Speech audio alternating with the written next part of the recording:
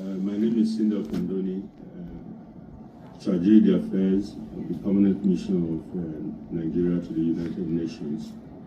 And following deliberations at the Interparliamentary Union Women Parliamentary Meeting,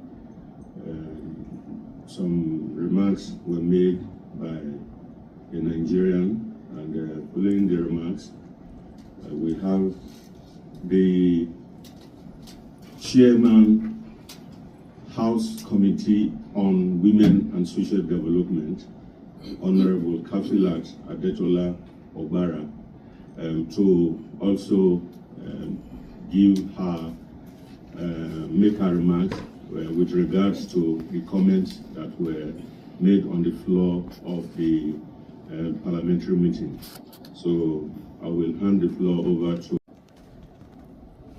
Senator Natasha Akpoti-Uduaghan was suspended for gross misconduct and unruly behavior, and not as a result of allegation of sexual harassment or assault.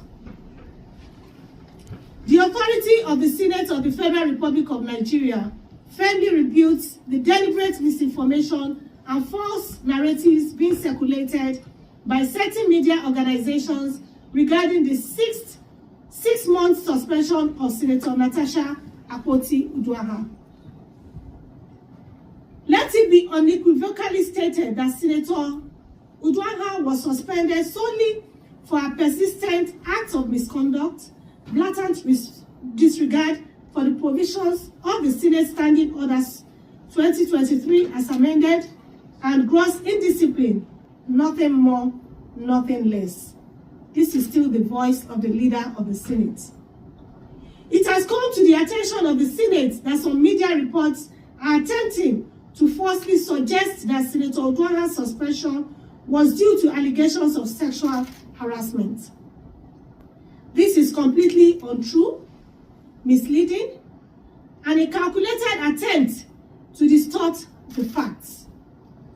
If Senator Uduaghan had strictly followed our guiding principles, the Senate would have treated her petition based on merit in line with its practice, but she never obeyed the established practices of the institution where she was serving. The facts of the suspension. This is still the voice of the Senate leader.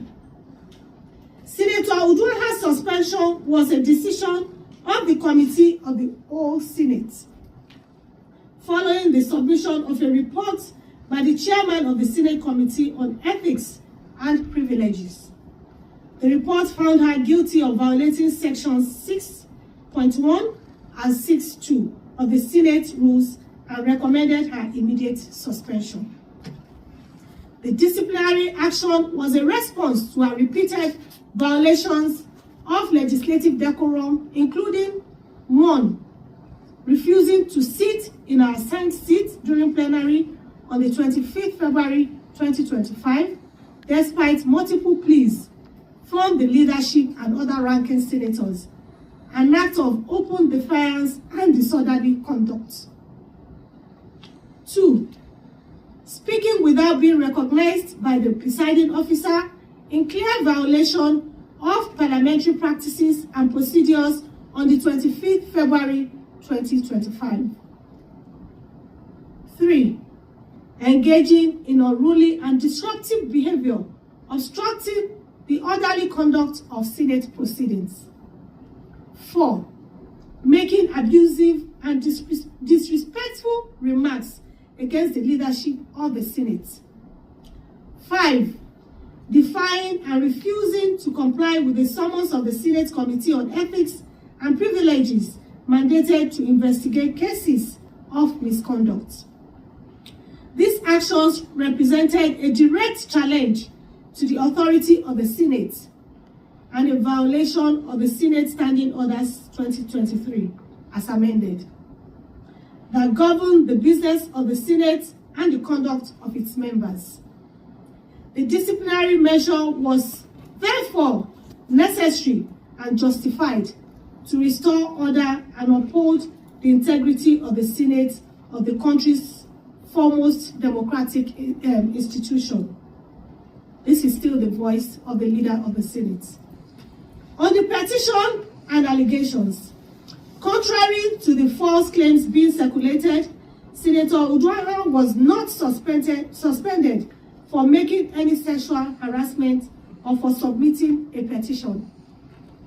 Her petition was rightfully discountenanced because it failed to meet the clear and established procedural requirements for submitting petitions to the Senate.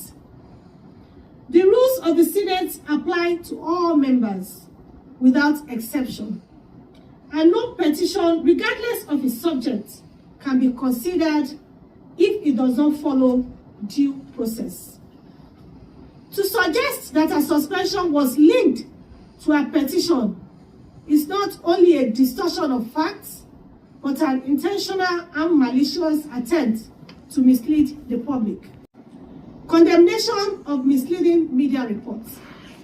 The Senate strongly condemns the irresponsible and unethical reporting by some media organizations that have deliberately twisted the facts to suit a false narrative. This coordinated misinformation campaign is nothing more than an attempt to politicize a disciplinary action that was strictly based on clear violations of Senate Standing Orders 2023 as amended. It is reckless, misleading, and a disservice to the people of the Federal Republic of Nigeria and the whole world who deserve truthful and factual reporting. We therefore urge all foreign correspondents and responsible media houses to correct these misrepresentations and avoid propagating falsehoods that undermine the integrity of Nigeria.